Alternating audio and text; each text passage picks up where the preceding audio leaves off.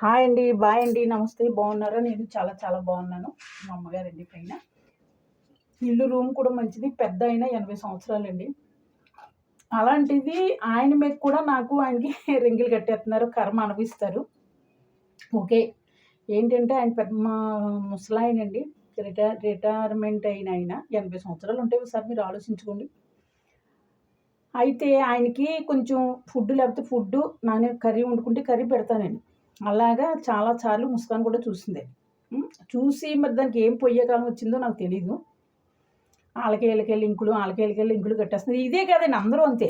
అందరూ నమ్మించే నమ్మక ద్రోహం చేస్తున్నారండి అందరూ కూడా నన్ను. పోన్లేండి ఆళ్ళ గొడవలు మనకొద్దు. అయితే ఒక లల్లి అన్నావిడ తెలుసు కదండీ మనకి. ఇదివరకు నన్ను కొట్టించింది, నేను జైల్లో పెట్టాను. అలా అలా అన్ని గొడవలు అయిపోయినాయి. ఓకే. తను బతుకుతుంది. ఎప్పుడన్నా కోపం వచ్చినప్పుడు మరి అదే తిడుతుందో తెలీదు, ఎవరిని తిట్టిందో తెలీదు. తిడుతుంది, నేను తిడతాను, అలా ఓకే. అయితే సత్య ఏం చేశాడంటే కలపడానికి ప్రయత్నిస్తానని పిలిచాడు. అమ్మ ఏం పిలవక్కర్లేదు, పిలిస్తే అదే వస్తుంది, గొడవలు ఏమి వద్దంటే ఆవిడ వచ్చింది రావటమే వీడియోలు, ఒక మనిషిని తీసుకొచ్చి వీడియోలు తీస్తుందండి. మనకు సెలబ్రిటీ, మనం ఏంటంటే నేను తీసేది అవన్నీ పక్కన పెట్టేయండి. కానీ ఒకళ్ళు అందరూ కలిసిమెలిసి ఉండాలి. ఇప్పుడు మళ్ళీ వీళ్ళిద్దరూ ఢీక్కున్నారనుకోండి, మళ్ళీ ఒకళ్ళు విడిపోతారు కదా అని నేను వద్దు అని పెద్ద గొడవ వద్దనిస్తే ఈ లోపల శరణ్ బాబు నాకు ఫోన్ అండి, అర్జెంటుగా రమ్మని, ఇంటర్వ్యూ ఉన్నదమ్మా, మీకు ఎంతో కొంత ఇస్తానంటే కనీసం ఒక 500 కదా, 300 కదా, 200 ఇచ్చినా నేను ఖర్చులకు ఉంటాయని ఆశపడి నేను వెళ్తానికి రెడీ అయిపోతున్నాను.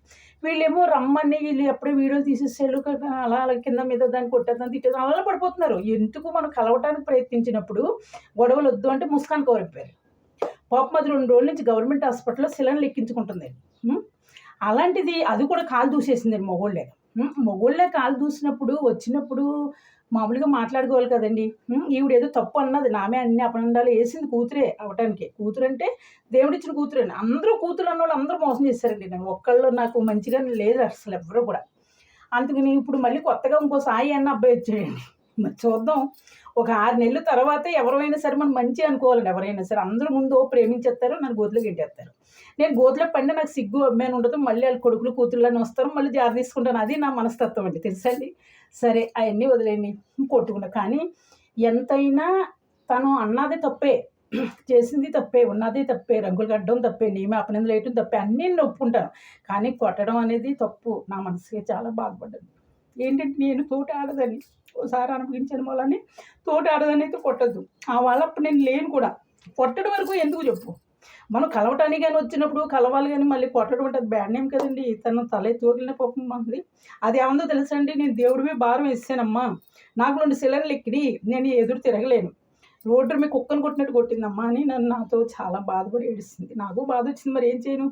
నాకు దేవుడు చెప్తాడు, నేను ముందే పక్క తప్పేసుకున్నా. సత్యరావు 3 సార్లు తలుపేసాడు, కానీ నేను పక్క తప్పేసుకుని వచ్చేసానండి నా ఫ్రెండ్ ఇంటికి. నాకు ఈ పక్క వాసి నొప్పి వస్తే నాకు గుండెల్లో హార్ట్ అటాక్ స్టార్ట్ అవుతున్నట్టు లెక్కండి. అలాగే మాట్లాడుతుంటే ఏడుపు స్టార్ట్ అవుతుంది.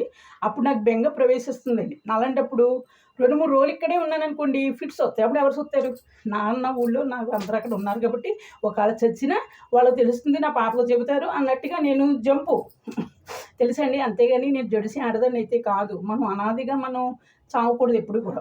అందుకు అది మంచిగా చేసింది. దాన్ని అన్ని అడ్డమైన తిట్లు తిట్టింది, రోజు కొడుతూ తొంగుంటాం, అలా ఎన్నో జరిగినాయండి. మాకు ఇష్టం లేకే అందరూ మంచిగా ఫ్యామిలీలు మామూలుగా ఫ్యామిలీ టైపే. అయితే ముస్కాన్ని కొట్టడం మాత్రం నాకు చాలా బాధగా ఉన్నదండి.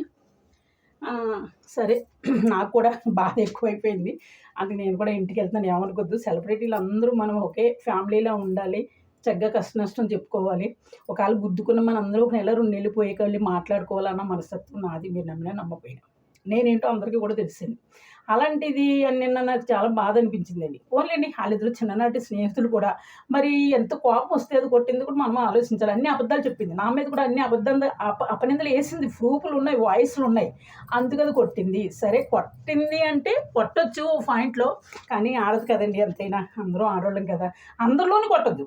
మన రూమ్కి తీసుకొచ్చి నువ్వేంటి ఇలా చేసావు అని ఫట్ మనం ఒకటి ఇస్తే చాలు. అలా చేయకుండా రోడ్డు మీద కొడితే ఎవరికైనా బాధేనండి, తెలుసండి. నిన్న పాపం ఏడిసింది, నాకు బాధ అనిపించింది. మళ్ళీ సందగాడి దానికి ఫోన్ చేసి మళ్ళీ మాట్లాడిందంట. ఈ దొంగమ్మని కూడా నమ్మకూడదండి, తెలుసా అండి. మన ముస్కాన్ని కూడా నమ్మొద్దు. ఏంటంటే ఒక నిమిషానికి అలా ఉంటుంది, ఒక నిమిషానికి ఎలా ఉంటుంది. పెడుతుంది, చేస్తుంది, ప్రేమ చూపించింది, అన్నీ ఉంటాయి, కానీ దానికి ఎప్పుడైనా తేడా వస్తే మాత్రం పటపటలాడించేస్తుందండి.